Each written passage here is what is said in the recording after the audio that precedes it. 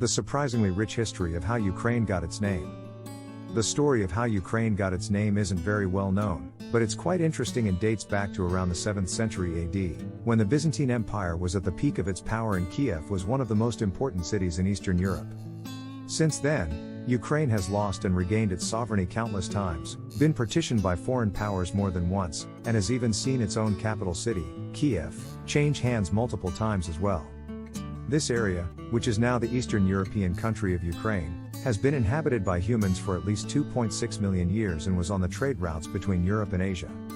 As such, it's been called a number of names over the centuries. One early name was Chersonsos Taurica, from the Greek word for coastal city. It also went by Cimmerian Bosporus, or Cimmerian, after Cimmerians, an ancient people who once lived in this region.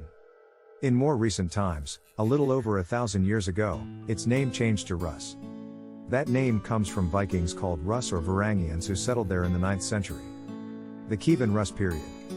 In the 9th century, a group of Scandinavian traders arrived in what is now modern-day Ukraine. They were looking to trade with the Eastern Slavs and established a settlement on the banks of the Dnieper River, which they called Kiev.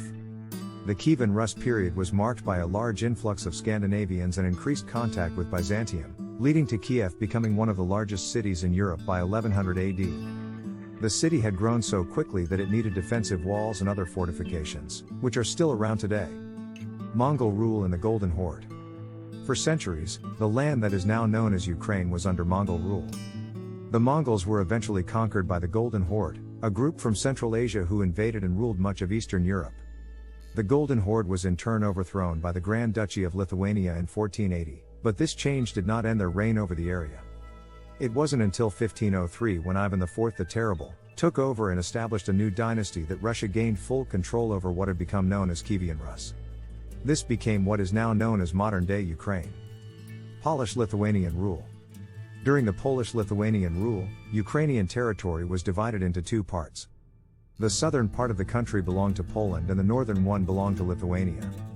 For some time, these two parts were combined under a common name called Ruthenia, which meant land in the east.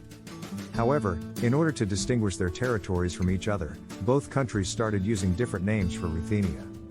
In Poland it was known as Ukraina and in Lithuania it was known as Rusia. It is believed that Ukrainian territory used both names until 1637 when there was a decision to combine them under one name, Ukraine or Ukrajina. Ukrainian nationalism and Soviet rule. Ukraine's history is rich and complicated, but the story generally begins with the nation's name. The word Ukraine derives from the ancient Slavic word Ukraina, which means borderland.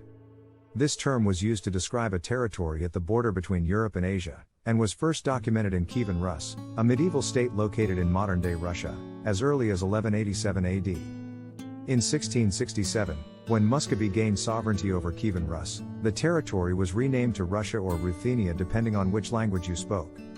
Over time, Ruthenia became more associated with Russia than Ukraine. Contemporary Ukraine. Ukraine is located at the far eastern border of Europe.